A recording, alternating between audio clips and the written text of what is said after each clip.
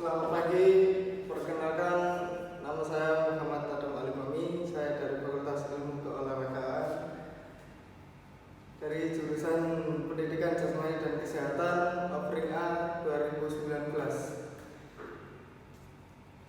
Sebelum memulai materi pada pagi hari ini, alangkah baiknya kita berdoa terlebih dahulu. Berdoa menurut kepercayaan masing-masing, dipersilakan.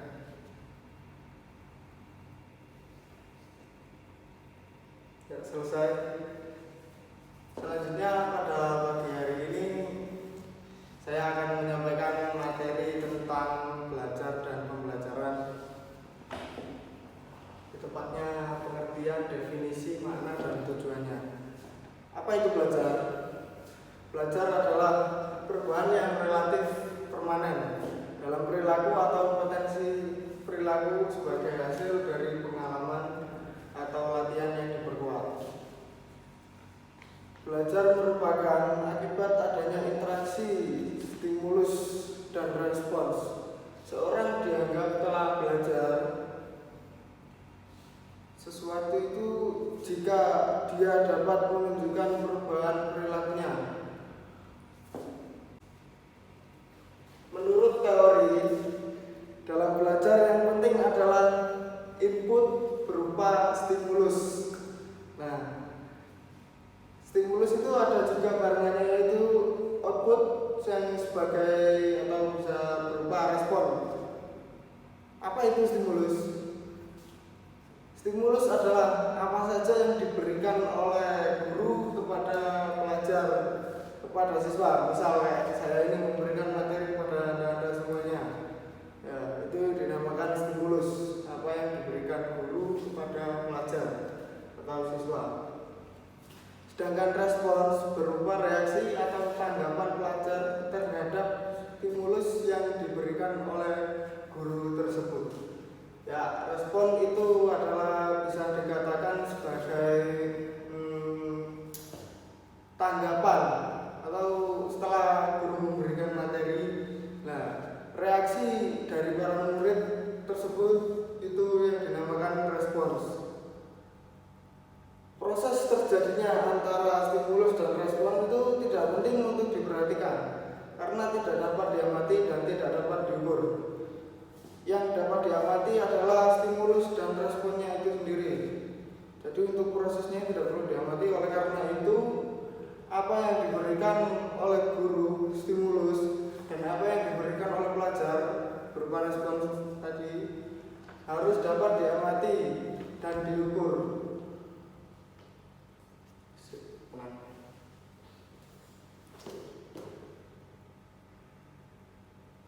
Ya, selanjutnya ada ranah belajar.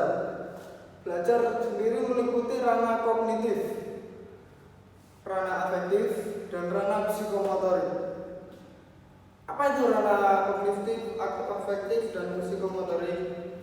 Ini saya akan kupas secara tuntas ya.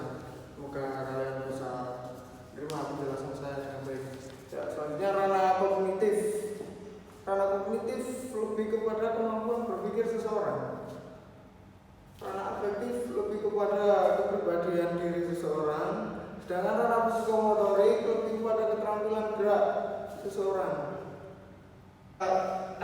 Selanjutnya pembelajaran. Tadi sebelumnya kan sudah saya jelaskan tentang apa itu belajar ya. Selanjutnya belajar dan pembelajaran. Nah, ini pengertian pembelajaran adalah proses interaksi peserta didik dengan pendidik. Proses interaksi peserta didik dengan pendidik dan sumber belajar pada suatu lingkungan belajar. Itu yang dinamakan pembelajaran. Pembelajaran merupakan bantuan yang diberikan pendidik agar dapat terjadi proses perolehan ilmu dan pengetahuan, penguasaan kemahiran dan tabiat, serta pembentukan sikap dan kepercayaan pada peserta didik. Dengan kata lain, ya, bisa digarisbawahi, pembelajaran adalah proses untuk membantu peserta didik agar dapat belajar dengan baik. Ada beberapa teori pembelajaran. Itu ada 3. Yang pertama pertama pengkondisian klasik, pengkondisian opera, dan yang terakhir pembelajaran sosial. 3 teori telah ditawarkan untuk menjelaskan proses di mana seseorang memperoleh pola perilaku, yaitu teori pengkondisian klasik, pengkondisian opera, dan pembelajaran sosial tadi. Nah, apa itu pengkondisian klasik? Pengkondisian klasik ialah jenis pengkondisian di mana individu merespon beberapa stimulus yang tidak bisa dan menghilangkan respon baru. Teori ini tumbuh berdasarkan eksperimen untuk mengajari anjing mengeluarkan air liur sebagai respon terhadap bel yang berdering dilakukan pada awal tahun 1990-an oleh seorang ahli fisiologi Rusia yang bernama Ivan Pavlov. Selanjutnya pengkondisian operan. Pengkondisian operan ialah jenis pengkondisian di mana perilaku sukarela yang diharapkan menghasilkan penghargaan atau mencegah sebuah hukuman. Kecenderungan untuk mengulang perilaku seperti ini dipengaruhi oleh ada atau tidaknya penegasan dari konsekuensi. Konsekuensi yang dihasilkan oleh perilaku. Dengan demikian, penegasan akan memperkuat sebuah perilaku dan akan meningkatkan kemungkinan perilaku tersebut untuk dilakukan mengulang-ulangi, dilakukan secara berulang. Apa yang dilakukan Pavlov tadi pada teori pertama untuk pengkondisian klasik oleh psikologi Harvard B.F. Skinner. B.F. Skinner mengemukakan bahwa menciptakan konsekuensi yang menyenangkan untuk mengikuti bentuk perilaku tertentu. B.F. Skinner mengemukakan bahwa menciptakan konsekuensi yang menyenangkan untuk mengikuti bentuk perilaku tertentu akan meningkatkan frekuensi perilaku tersebut.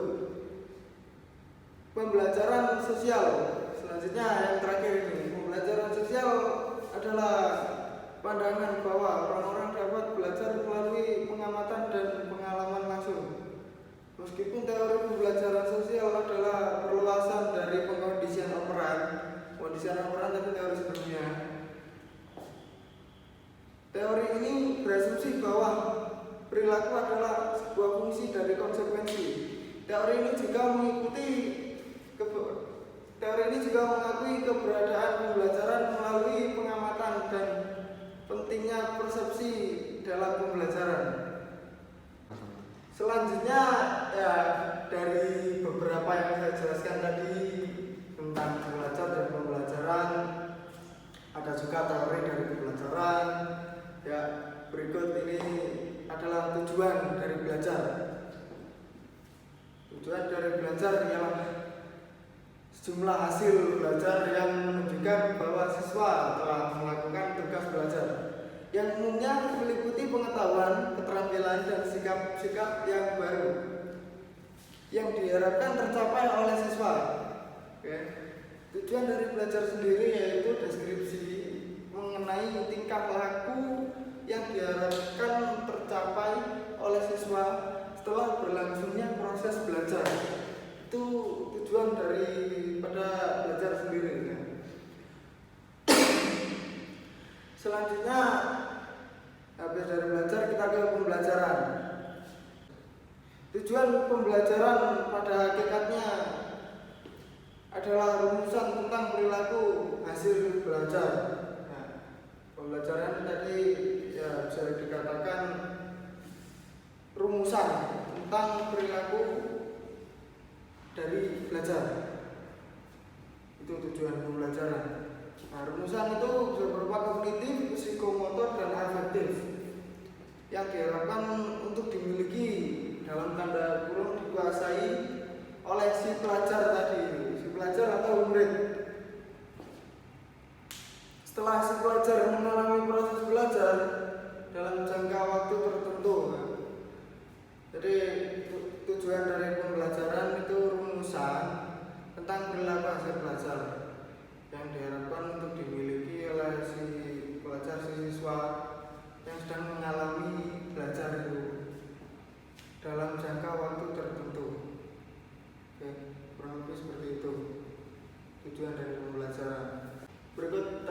penjelasan dari saya. Terima kasih telah mendengarkan